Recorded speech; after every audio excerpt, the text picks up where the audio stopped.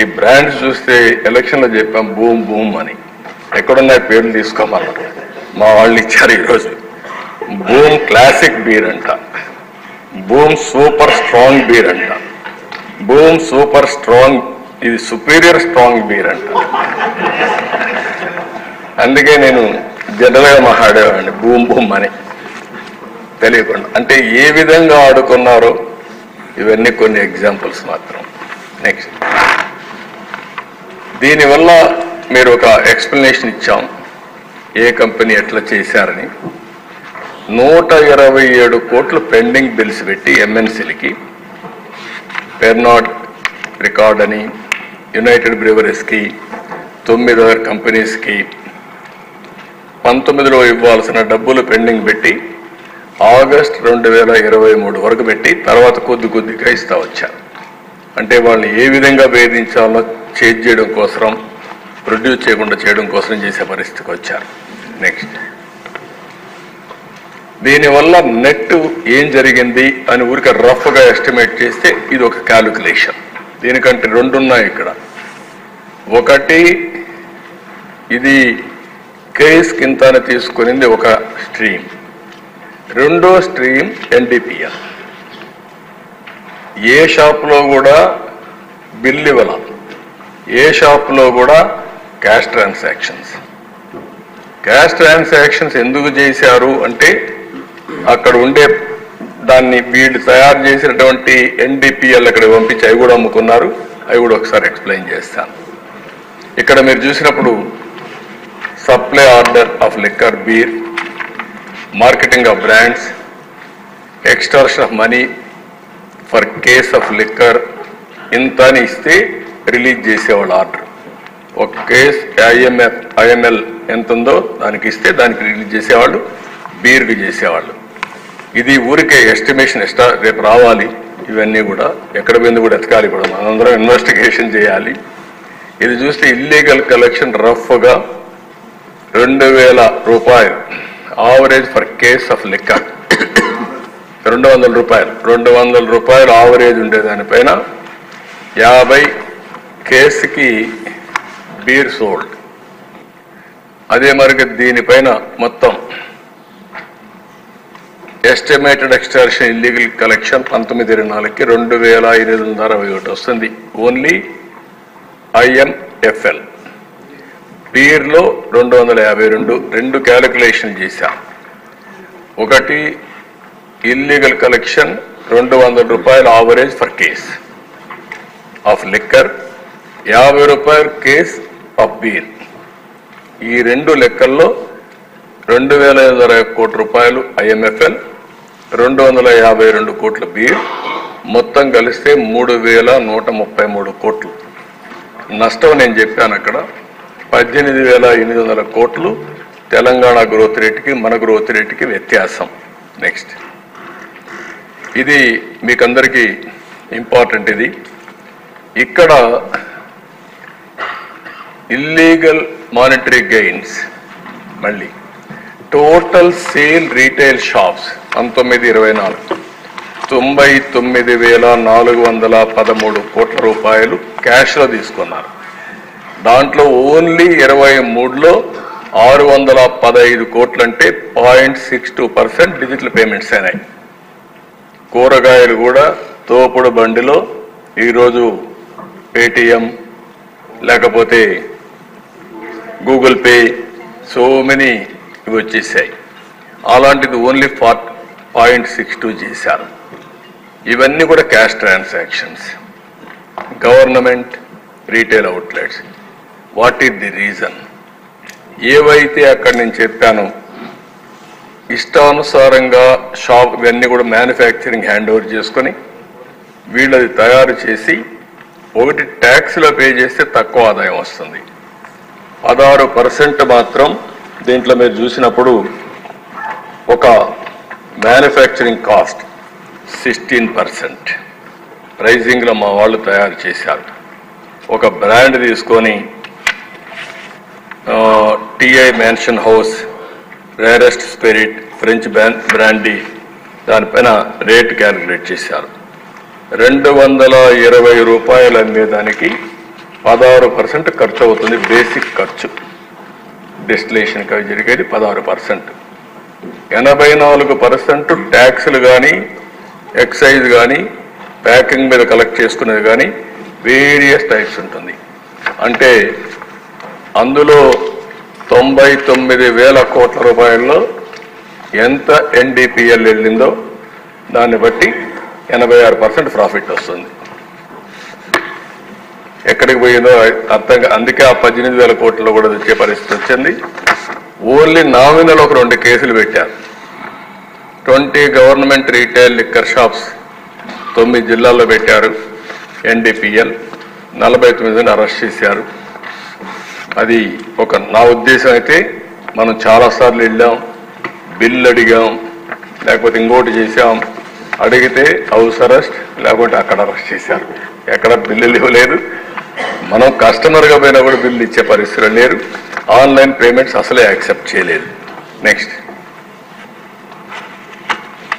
ఇక్కడ this is also important slide for all of us.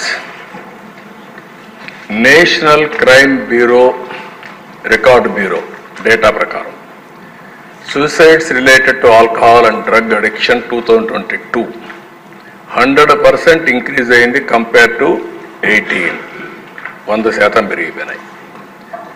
National family health survey 1921 emotional, physical are sexual violence by husbands when drunk often 76.40% of women 15 to 49 women suffer అయ్యారు.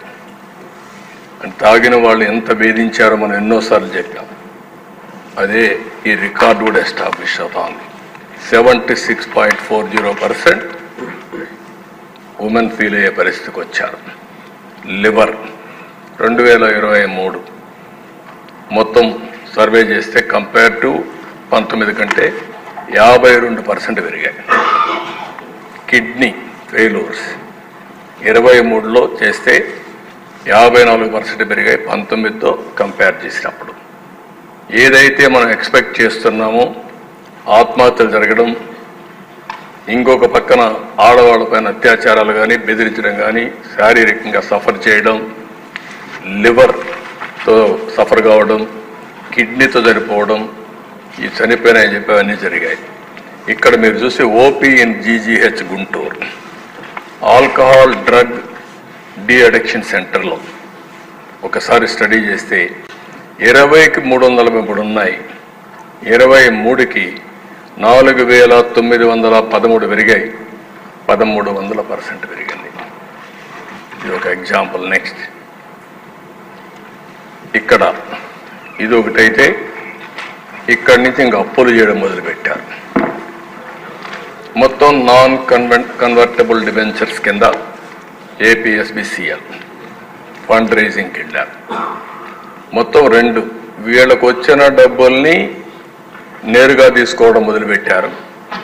బయట కూడా borrow చేయడం మొదలుపెట్టారు తాకట్టు పెట్టి.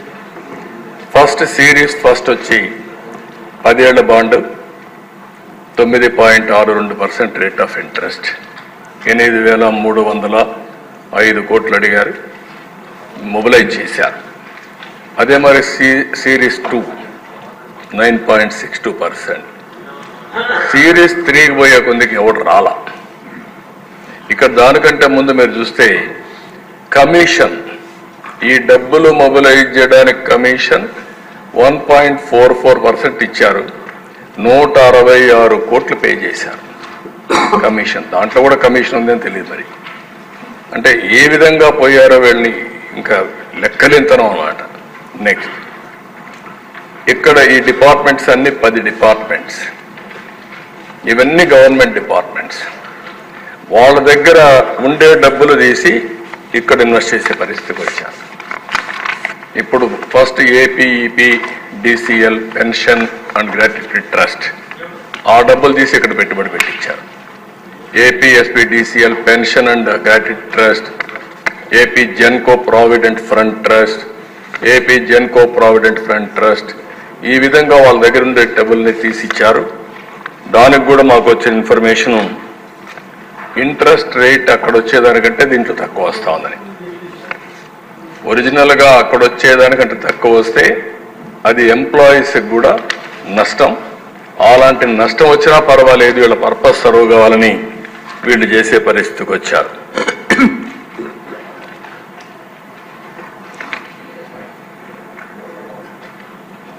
ఇప్పుడు ఉదాహరణకు ఇక్కడ వచ్చినప్పుడు ఏపీ ట్రాన్స్కో, ఏపీ జెన్కో 2268 కోట్లు ఇక్కడ ఇన్వెస్ట్ చేశారు అట్ ది రేట్ ఆఫ్ 8.5%. అదే వాళ్ళు బయట ఇన్వెస్ట్ చేస్తే బాండ్స్ అవన్నీ కూడా మార్కెట్ బాండ్స్ అవన్నీ ఇన్వెస్ట్ చేస్తే 9.62% వస్తుంది. అంటే దగ్గర 1.12% ఎక్కువ ఇంట్రెస్ట్ రేట్ వస్తుంది. బలవంతంగా తీసుకొచ్చి ఇక్కడ పెట్టే పరిస్థితి వచ్చారు. సంవత్సరానికి 25 కోట్ల రూపాయలు నష్టపోతున్నారు వాళ్ళు. ఇక్కడ ఖర్చు పెట్టి ఇక్కడ ఇన్వెస్ట్ చేసి 10 కోట్లు అంటే 10 × 17 25 × 17 250 కోట్ల రూపాయలు ఆ డబ్బులు తీసుకొచ్చి ఇక్కడ పెట్టించి వాళ్ళకు నష్టం చేసే పరిస్థితికి వచ్చారు. నెక్స్ట్ ఇక్కడ ఇది కాకుండా ఇంకొక పక్క మీరు చూస్తే ఫైనాన్స్ డిపార్ట్మెంట్కి జీవో ఇవ్వడం, ఏఆర్ఈటీ రెవెన్యూస్ 10 డిపోస్ నుంచి ఎస్క్రో అకౌంట్ ఇచ్చేసారు. ఆ ఎస్క్రో అకౌంట్ నేరుగా డిపార్ట్మెంట్కి వస్తుంది.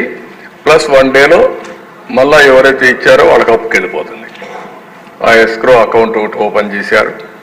అది కూడా టెక్నికల్ ప్రాబ్లం ఉంది కాబట్టి డిపార్ట్మెంట్ చూపించి డైరెక్ట్గా పంపించే పరిస్థితికి వచ్చారు. అమౌంట్ ఇప్పుడు ట్రాన్స్ఫర్ చేసింది 14,275,96,000 ఇప్పుడు ట్రాన్స్ఫర్ చేశారు. ఇప్పుడు కొత్త రూట్ ఒకటి పెట్టారు, స్పెషల్ మార్జిన్. ఇది ఒకటి పెట్టి 9/11/2021 ఆన్వర్డ్స్ దీన్ని డబ్బులు నేరుగా ట్రాన్స్ఫర్ చేస్తున్నారు. ఈ అకౌంట్లో దగ్గర 20,676.99 కోట్ల రూపాయలు డైరెక్ట్గా పంపించే పరిస్థితికి వచ్చారు. ఇందులో కూడా 15,134 కోట్లు వెల్ఫేర్ స్కీమ్స్కి, 3,876 కోట్లు NCD principal and interest payment కోసం పంపించే పరిస్థితి వచ్చారు. అంటే మద్యపాన నిషేధం చేస్తామని చెప్పి మోసం చేసి 25 ఏళ్ళు 10 ఏళ్ళు తాకట్టు పెట్టి అప్పులు తీసుకొచ్చి ఆ అప్పులు కట్టడానికి ఎస్క్రో అకౌంట్ ఓపెన్ చేసే పరిస్థితికి వచ్చారు. నెక్స్ట్ ఇక్కడ వే ఫార్వర్డ్ మీరు విన్నారు ఏం జరిగిందని. ఎక్కడ కూడా భారతదేశ చరిత్రలో ఇంత పెద్ద ఫ్రాడ్ ఎవరు చేసుంటారని అనుకోను. నేనైతే వినలేదు ఇంతవరకు నా 45 ఏళ్ల రాజకీయ చరిత్రలో అంత పెద్ద ఫ్రాడ్ చేసే పరిస్థితికి వచ్చారు. ఇక్కడ డిపార్ట్మెంట్ ప్రక్షాళన చేయాలి. Restructuring of the excise department, single line of control తీసుకొచ్చి ఎఫిషియెంట్ ఫంక్షనింగ్ కోసం ఏమేం చేయాల్సిన అవసరం ఉంది. ఇంకొక పక్కన ఎస్టాబ్లిషింగ్ కాంప్రహెన్సివ్ క్వాలిటీ కంట్రోల్, ప్రజల ఆరోగ్యం కోసం దీన్నంతా కూడా మనం ఆలోచించి ఒక సింగిల్ లైన్ ఒకటి, ఇంకో ప్రొడక్షన్ కానీ సప్లై చైన్ కానీ ప్రైమరీ డిస్టిలరీస్ కానీ ఈఎన్ఏ కానీ ఐఎంఎఫ్ఎల్ కానీ డిస్టిలరీస్ కానీ క్వాలిటీ ఇవన్నీ కూడా చెక్ చేసి అది కూడా మనం చేయాల్సిన అవసరం ఉంది. ట్రాన్స్పరెంట్ ప్రొక్యూర్మెంట్ పాలసీ, ఇది కూడా డిమాండ్ డ్రివన్ కింద ఎట్లా చేయాలనేది ప్రొక్యూర్మెంట్ పాలసీ ఇష్టానుసారంగా అలాట్ చేయడం కాకుండా పద్ధతి ప్రకారం చేయాలి. అదే మరిగా షాపులు బార్లు పాలసీ కూడా తీసుకురావాలి. రీఎగ్జామినింగ్ లిక్కర్ ప్రైసింగ్ పాలసీ కూడా ఏ వెరైటీ ఎట్టు ఉండాలి, మళ్ళీ పేదవాళ్ళకి అందుబాటులో ఎట్టు ఉండాలి, అవన్నీ కూడా తీసుకురావాల్సిన బాధ్యత ఉంది. Next special campaign against illicit liquor NDPS పైన కూడా మనం చేయాలి. ట్రాకింగ్ ట్రేసింగ్ ఎట్లా చేయాలనో ప్రాపర్గా చేసే పరిస్థితి రావాలి. డిజిటల్ పేమెంట్స్ కూడా ఇంట్రొడ్యూస్ చేయడం, నాన్ కన్వర్టబుల్ డిబెంచర్స్ని రివ్యూ చేయడం, ఎట్లా దాన్ని మనం చేయగలుగుతాం అనేది కూడా ఆలోచించాల్సిన అవసరం ఉంది. డీ అడిక్షన్ రీహాబిలిటేషన్ సెంటర్స్ కూడా పెట్టాలి. పెట్టి ఇవన్నీ కూడా కంట్రోల్ చేసే పరిస్థితి రావాలి. అప్పుడే మనకు కొంతవరకు కంట్రోల్ వస్తుంది. Next investigation into the allegations అవినీతి ఎన్డీపీఎల్, దీన్ని ఏం చేయాలనో సభ్యులు మీరు కూడా చెప్పండి. మీరందరూ చెప్పిన తర్వాత దీన్ని ఏ విధంగా ప్రక్షాళన చేయాలి, ప్రజల్లో ఏ విధంగా ఎడ్యుకేట్ చేయాలో మనం చేస్తే తద్వారా రాబోయే రోజుల్లో ఇలాంటి తప్పు చేయాలంటే భయపడే విధంగా డెమాన్స్ట్రేటివ్గా చేయడం మనందరి బాధ్యత. దానికి గౌరవ శాసనసభ్యులు మీరు ఉన్నారు, ప్రజలు ఉన్నారు, మిత్రులు పవన్ కళ్యాణ్ గారు కూడా ఉన్నారు. అందరం కలిసి సమిష్టిగా ఆలోచించి దీన్ని టోటల్గా ప్రక్షాళన చేయాల్సిన అవసరం ఉంది. మరొక్కసారి ఇలాంటి చేయాలంటే భయపడే విధంగా డెమాన్స్ట్రేటివ్గా చేస్తే తప్ప ఇలాంటివి జరుగుతూనే ఉంటాయి. వీటికన్నిటికీ సమాధానం విష్ణుకుమార్ రాజు గారు అడిగిన దానికి సమాధానం ప్రజా చైతన్యం. తప్పు చేసిన వాడిని కఠినంగా శిక్షిస్తేనే ఈ దేశంలో మనకు ఒక పద్ధతి ఉంటుంది. దానికోసం అందరూ ఆలోచించాల్సిందిగా మరొకసారి కోరుకుంటూ, నేనైతే కొంత ఎక్సర్సైజ్ కూడా చేశాను డిపార్ట్మెంట్తో, నాకుండే అనుభవంతో కూడా. ఎందుకంటే ఇవన్నీ కూడా వదిలేస్తే దొంగలు తప్పించుకుంటారు.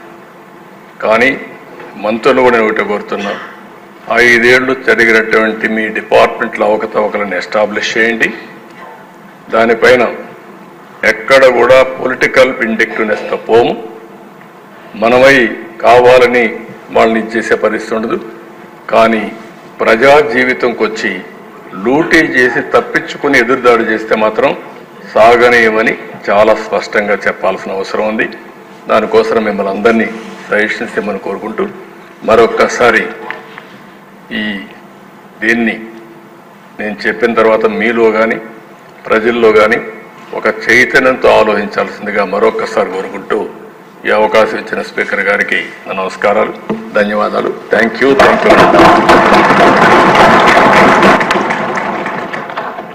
ముఖ్యమంత్రి గారు చాలా వివరంగా శ్వేతపత్రం సమర్పించారు.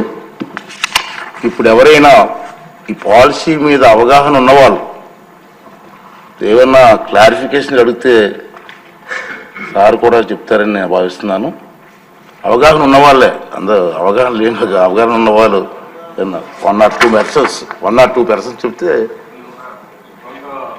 విస్తృతంగా చర్చ జరిగినా పర్లేదు. దిశ ప్రజాహితం కోసం చేసే చర్చ, ప్రజా ఆరోగ్యం కోసం, ప్రజాధనానికి మనందరం సెక్యూరిటీ ట్రస్టీస్. కాబట్టి మీరు ఆలోచనలు ఏమైనా అందరికీ ఆలోచన ఉంటుంది. ప్రతి ఒక్క ఊర్లో బ్రాంచ్ షాప్ ఉంది. ఏం జరిగిందో మీ అందరికీ ఐడియా ఉంది. అనుభవాలు, అవగాహన, అర్థం చేసుకోవడం కూడా అవసరం. మీ ఆలోచనలు ఇవ్వండి. మీకు తెలియకుండా ఏం జరగదు. కానీ మనం కూడా దృష్టి పెట్టాలి.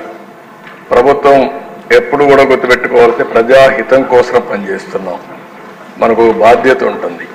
ఆ బాధ్యత నెరవేర్చడంలో మీరు కూడా మీ నియోజకవర్గంలో జరిగే అన్ని విషయాలు వాచ్ చేసుకుని ఇబ్బందులు ఏదన్నా ఉన్నా కానీ, లేకుంటే ఇలాంటి అవకతవకలు జరిగినప్పుడు కానీ మీరు కరెక్ట్ చేసే బాధ్యత మీ మీద ఉంటుంది. కాబట్టి దయచేసి సజెషన్స్ ఇవ్వండి. ఒక అర్ధగంట లేట్ అయినా పర్లేదు దిశ, మేము ఓపికగా ఉంటాం. దీన్ని ఏ విధంగా ముందుకు తీసుకోవాలో ఆలోచిస్తాం. Thank you. అదే మాట